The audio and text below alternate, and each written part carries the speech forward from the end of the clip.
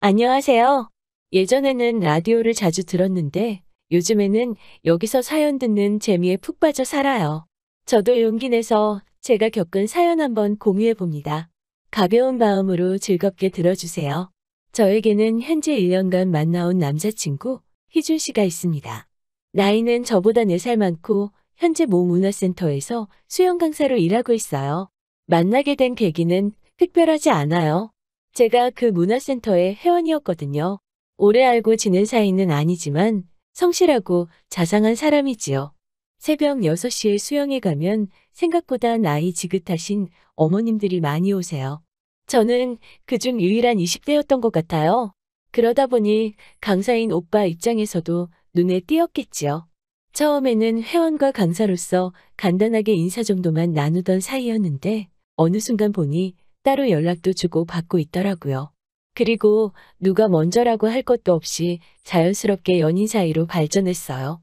언젠가부터 우리가 결혼하면 이라고 이야기를 해대던 오빠와 달리 저는 결혼 생각이 없었어요.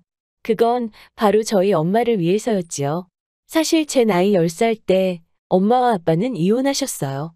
동네 어른들 말씀에 의하면 아빠가 그때 동네에 혼자 살던 젊은 여자랑 바람이 나서 그렇다더라고요. 그 이후로 아빠는 지금까지 소식 한 번 없으시고 양육비 한 번 보내주신 적도 없으세요. 게다가 아빠가 떠나신 직후 당시 엄마는 저를 데리고 반지하 월세방에서 생활하시고 계셨는데 엎친 데 덮친 격으로 집주인이 보증금을 올려달라고 했다나 봐요. 결국 올려줄 돈이 없었던 엄마는 저를 데리고 살던 집에서 쫓겨나듯 나와야만 했고 그 이후로 저를 데리고 숙식이 되는 식당에서 지내게 되셨지요.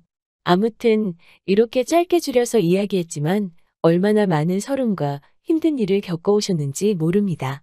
그때부터 지금까지 엄마는 아파도 병원 한번 제대로 못 가시고 여태껏 힘들게 저를 위해 살아오셨어요. 그리고 저도 그에 보답하고자 죽기 살기로 공부해서 여기까지 왔네요. 여담이지만 치과는 정말 돈이 없으면 못 가는 거나 마찬가지더라고요. 그걸 깨달았을 때 무조건 치대를 가겠다고 마음 먹었어요.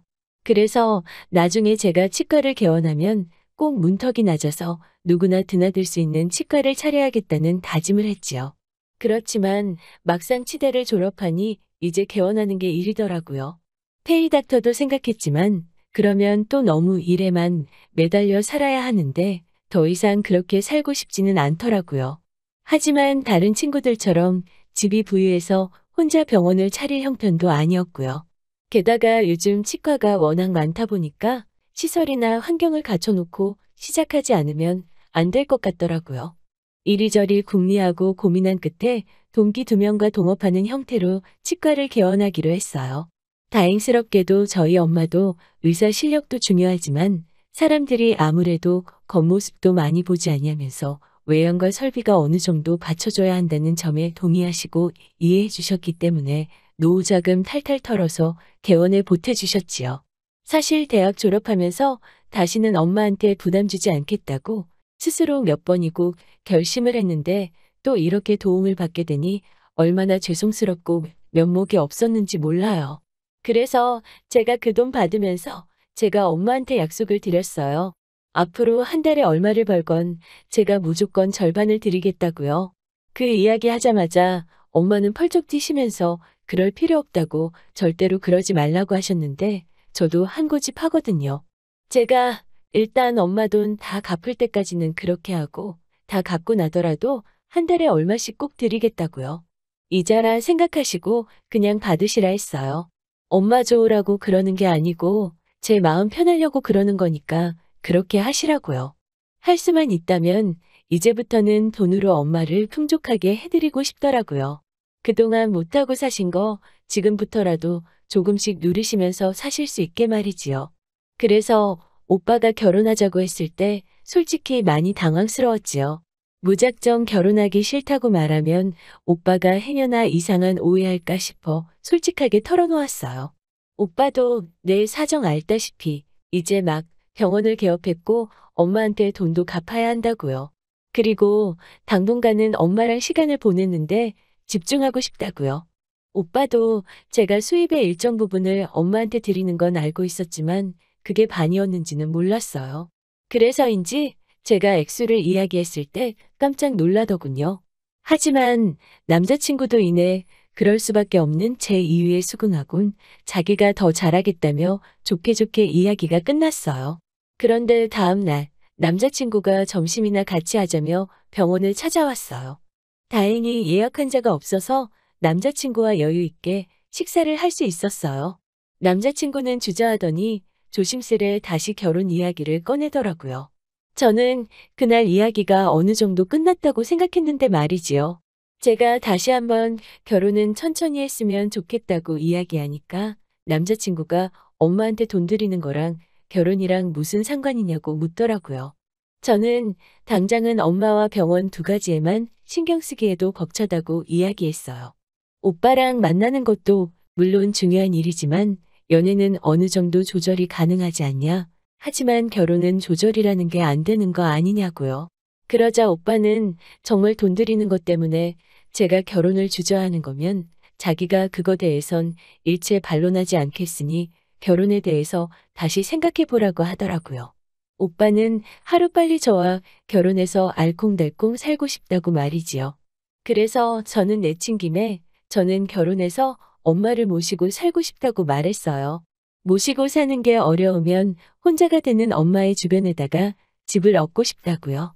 그러자 오빠의 표정이 좀 굳어지더라고요.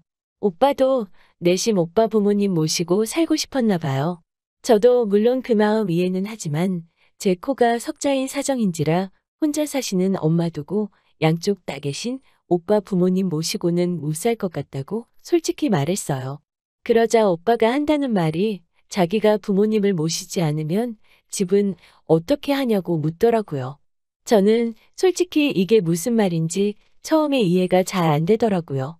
그런데 다시 들어보니 오빠 말인즉슨 오빠가 부모님을 모시지 않으면 유산을 한 푼도 주지 않겠다고 하셨대요. 그리고 오빠는 지금 모아둔 돈이 별로 없다고 하더라고요. 사실 오빠는 제가 알기로 월 250 정도 벌고 있는데 씀씀이가 아주 커요. 외제차를 리스로 몰고 신발은 카드 할부로 명품 사는 걸 주저하지 않아요. 제가 한 번은 그 점에 대해서 잔소리 아닌 잔소리를 했더니 이 정도도 안 하면 고객들이 자기에 대해서 신뢰감을 느끼지 못한다고 하더라고요. 남자친구는 본인 직업에 대한 프라이드가 굉장히 강한 사람이었고 무엇보다 오빠가 오빠 돈을 쓰는 거니까 제가 더 이상 뭐라고 할 권리는 없으니까요. 그런데 이제 와서 모아둔 돈이 없다고 하니 좀 답답하긴 하더라고요. 모아둔 돈도 하나도 없으면서 결혼하자고 하는 오빠가 이해가 잘 안 되더라고요. 근데 뭐 저 역시 오빠 부모님, 그러니까 시부모님을 모시고 살 생각도 없으면서 도움받는 것도 말이 안 되는 것 같아서 그럼 일단 월세로 오피스텔 하나 구해서 거기서 시작하자고 했지요. 오빠는 그래도 주변 사람들 보는 눈도 있는데 어떻게 오피스텔에서 시작을 하냐고 묻더라고요. 내심 제가 대출받기를 원하는 것 같았지만 저는 그럴 필요를 느끼지 못했기 때문에 못 알아들은 척했어요. 저는 그리고 결혼 비용은 반반 부담하자고 말했어요. 최대한 검소하게 하자고요. 그러자 오빠가 한다는 말이 주변 사람들이 자기 여자친구가 치과 의사라는 거 다 아는데 어떻게 그러냐고 묻더군요. 사실 여기서부터 뭔가 이상하다는 생각이 들었어요. 아무튼 말 나온 김에 결혼에 대해서 이런저런 이야기가 오가기 시작했지요. 이야기가 생각보다 길어질 것 같아서 일단 병원에 전화해 오늘 못 들어갈 것 같다고 양해를 구하고 본격적으로 이야기를 나눴습니다. 오빠는 그럼 자기가 결혼해서 자기 부모님 모시고 사는 건 포기할 테니 대신 장남으로서 용돈 좀 많이 드리고 싶다고 하더라고요. 한 달에 150만 원씩 드리고 싶다고 하기에 그럼 그렇게 하자고 제가 말했어요. 그러면서 제가 그럼 한 달에 300씩 양가 용돈으로 나가니까 우리 둘 다 열심히 벌어야겠다고 말하자 오빠는 왜 300이냐고 되묻더라고요. 왜 친정에다가도 150을 또 드리냐고 묻는 오빠한테 저는 어이가 없어서 그럼 오빠 부모님한테만 용돈 드리냐고 물었지요. 사실 오빠 반응에 제가 순간 좀 발끈했어요. 그걸 눈치를 챈 건지 못 챈 건지 오빠는 아니, 너가 버는 월급의 절반을 장모님한테 드릴 예정이라면서 용돈까지 굳이 드려야 하는 거냐고 묻더라고요. 황당하기도 하고 짜증도 났지만 다시 한번 천천히 자세히 설명해 주었어요. 내가 드리는 월급의 절반은 엄마한테 빌린 돈을 상환하는 거고 그렇기 때문에 그건 그냥 처음부터 엄마 돈이라고 용돈이 아니라고요. 그렇기 때문에 용돈은 따로 드려야 한다고요. 그러자 오빠가 한다는 말이 어차피 월급의 절반을 드리면 혼자서 쓰기 넉넉하실 텐데 아파트 한 채 없이 시작하는 신혼부부가 그렇게까지 챙겨드려야 하냐고 묻더라고요. 그 말을 듣는데 제 가슴 한구석이 싸해지더라고요. 모아둔 돈도 없는 사람이 용돈을 150만 원씩 드리자는 건 어디서 나온 생각인지도 모르겠더라고요. 그래서 저는 결국 오빠한테 그럼 내 월급, 오빠 월급 서로 따로 관리하자고 했어요. 오빠가 시댁에 100만 원을 드리던 200만 원을 드리던 전 상관하지 않겠다고요. 대신 생활비만 한 달에 반만씩 부담하고 그 외에 예를 들어 경조사비나 부수적으로 들어가는 비용도 그때그때 정확하게 반반 부담하자고요. 그리고 그 외 나머지 부분은 각자 알아서 하자고 말했어요. 사실 요즘은 맞벌이하는 젊은 부부들이 그렇게들 많이 한다고 들었거든요.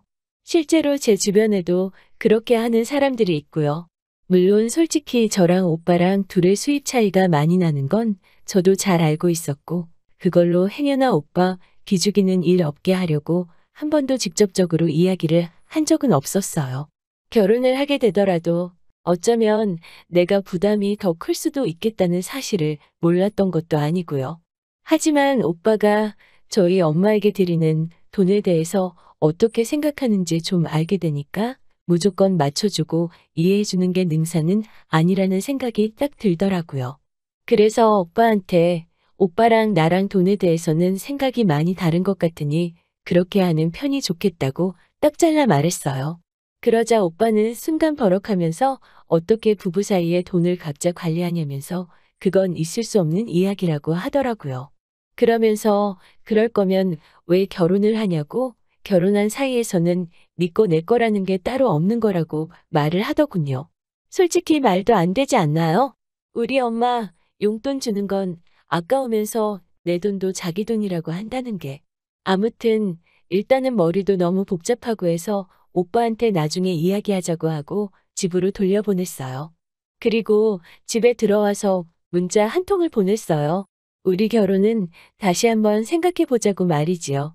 생각이 복잡하니까 당분간은 연락하지 않았으면 좋겠다고요. 그러자 바로 전화가 왔는데 왠지 머리만 더 아파질 것 같아서 안 받았어요. 그러자 전화기에 말 그대로 불이 나게 계속해서 전화가 오더라고요. 하나도 받지 않다가 전화기가 잠잠해졌을 무렵 다시 한번 문자를 보냈어요. 우리 엄마한테 용돈 줄 생각도 없는 남자랑 결혼할 이유가 없는 것 같다고요. 게다가 생각할수록 직장까지 불이 나게 쫓아와 내 시간 뺏고 돈 이야기만 하다 간 게 얄밉기도 하더라고요. 그러자 오빠가 집 앞으로 찾아와 자기가 정말 큰 실수를 했다며 생각이 짧았다며 한 번만 용서해달라고 하더라고요. 친정 어머니께도 똑같이 용돈 드리고 제가 하고 싶은 대로 하라고요. 지금 생각해보면 그 말에 넘어가서 오빠를 받아주는 게 아니었는데 그 순간에는 저도 오빠가 너무 매달리니까 한번 믿어보자는 생각이 들었어요. 그래서 한 번 더 기회를 주기로 했어요. 물론 오빠는 그 기회도 날려버렸지만요. 결국 우리는 서로 조금씩 양보한다는 전제하에 상견례 날짜를 잡았습니다. 그리고 저는 결국 상견례 자리에서 이 결혼 못한다고 뛰쳐나왔어요. 일반적인 상견례 자리에서 나올 법한 이야기가 오가고 있는 중에 예비 시어머니, 그러니까 오빠의 어머니께서 하나둘씩 트집을 잡으시기 시작했기 때문이에요. 일단 저희가 월세로 살기로 한 것부터 문제를 삼으시더라고요. 그러면서 아니 둘 중에 한 사람이라도 능력되면 대출받아 아파트 들어가면 좀 좋지 않냐면서 저를 흘겨보시더라고요. 저희 엄마는 그런 건 애들도 아니고 다 큰 성인들이 알아서 계획하겠지요라고 말씀하셨어요. 그러자 어머님은 아니 대출받아서 아파트 사면 집값 오를 거고 그러면 재산 되고 좋지 않냐고 하더라고요. 그래서 제가 깊은 한숨 끝에 그럼 제가 알아보겠다고 하자 하게 되면 명의는 오빠 명의로 하라고 하시는 거예요. 제가 그래서 제가 대출을 받는데 왜 오빠 명의로 하나요라고 물었지요. 그러자 원래 큰 계약은 남자 이름으로 하는 거라고 하시는 거예요. 거기서부터 어이가 없었는데 한술 더 떠서는 집안 경조사 날짜, 제사 날짜 적힌 종이를 저에게 주시더라고요. 저는 나도 이제 가족이니까 알아두라고 주시는구나 생각하고 있었는데 갑자기 아무리 병원 일이 바빠도 거기 적힌 날짜는 잊지 말고 다 챙겨야 한다고 하시는 거예요. 그러더니 이제 예단 얘기가 나오자 난리도 아니더라고요. 지금도 어이가 없어서 헛 웃음이 나오는데 일단 예단으로 1억을 요구하더라고요. 정말 당황스럽더라고요. 막말로 오빠가 집을 해오는 것도 아니고 직장이 탄탄한 것도 아닌데 말이지요. 계속해서 하시는 말씀이 자기는 몇백짜리 밍크코트를 사주고 신우한테는 명품 가방 하나를 해주고 신우가 현재 살고 있는 집 부엌을 리모델링 해주고 침대를 바꿔주고 무슨 말도 안 되는 이야기들을 당연하다는 표정으로 요구하시더라고요. 결국 저희 엄마가 한마디 하시더라고요. 아들 가진 유세 들어만 봤지 이런 경우는 처음 봤다고 말이지요. 저 역시 도저히 짜증이 나서 엄마한테 일어나시라고 하고 저도 같이 일어나서 그냥 저 이 결혼 안 할게요. 이러고 나와 버렸네요. 이튿날 오빠가 또 병원으로 찾아왔더라고요. 저는 사람들 보는 눈도 있고 해서 병원 앞 카페에 가 있으라고 했어요. 카페로 가니 오빠와 함께 어머님도 나와 계시더라고요. 어머님은 제게 어제 일은 너도 실수한 거 알지라면서 그래도 우리 아들이 하도 너 아니면 안 된다고 해서 우리 쪽에서 없던 일이다 이해하고 넘어가기로 했다고 하시더라고요. 저는 벙찐 표정으로 어머님, 어제 제 얘기 못 들으셨냐고 저희 결혼 안 한다고 말씀드렸어요. 그러자 어머님은 도대체 뭐가 문제인지 모르겠다고 말씀하시더라고요. 저는 양쪽 집안이 어느 정도 비슷해야 되는데 이건 뭐 정신적인 면도 경제적인 면도 하나도 비슷한 구석이 없으니 앞으로 맞춰가며 살기는 어려울 것 같아서 안 되겠다고 했지요. 솔직히 이때는 저도 더 이상 예의 차리고 할 정신도 없었어요. 오빠한테도 터놓고 말했지요. 오빠도 정신 차리고 살아. 솔직히 오빠 나이가 지금 32인데 모아둔 돈도 하나도 없으면서 그렇게 외제차 타고 할부로 명품 사고 할 때야 지금? 하루빨리 결혼해서 가정 꾸리고 부모님한테 용돈 150씩 드리고 살 거면 정신 차리고 알뜰살뜰하게 살라고 하자. 오빠는 저를 붙잡고는 자긴 나 없으면 못 산다면서 다 제가 하자는 대로 할 테니 제발 한 번만 기회를 달라고 하더라고요. 하지만 아무리 곰곰이 생각해봐도 오빠가 그저 나를 지갑이나 ATM 정도로만 생각한 것 같더라고요. 지금 이해하고 넘어간다고 해도 어느 순간 또 제가 친정에 뭐 조금이라도 하면 노발대발 할 것 같고 저도 오빠 쪽에서 요구하는 거 다 해낼 자신도 없고요. 그래서 냉정하게 우린 인연이 아닌 것 같다고 서로 어울리는 짝 만나자고 뒤돌아섰어요. 뒤통수에는 오빠와 오빠의 엄마가 서로를 탓하며 왈가왈부하는 소리가 들렸지만 제가 신경 쓸 바인가요? 그리고 헤어진 지 한 달쯤 지났을 무렵 우연히 그 사람의 소식을 알게 되었어요. 저랑 헤어지기가 무섭게 오빠 어머님이 오빠를 결혼 중매회 사에다가 등록했다나 봐요. 그러면서 자기 아들은 의사급 여자 아니면 안 만난다고 전에 만나던 여자도 치과 의사였다고 하더래요. 헤어지고 다른 여자를 찾으면서 저랑 사귄 걸 마치 대단한 자랑거리냐 삼는다는 게 너무 웃기고 어이없더라고요. 결국에 그 사람은 제가 아니라 제 직업을 사랑했던 건가 봐요. 결혼했다 이혼하는 것보다 이렇게 먼저 알게 돼서 헤어져서 100번 1000번 다행이라고 생각해요. 당분간은 저도 병원이라고 엄마한테만 집중하면서 지내려고요. 언젠가 때가 되면 진정한 사랑을 만나게 될 거라 믿으면서요. 긴 이야기 들어주셔서 감사합니다. 건강하시고 항상 행복하시길 바랄게요.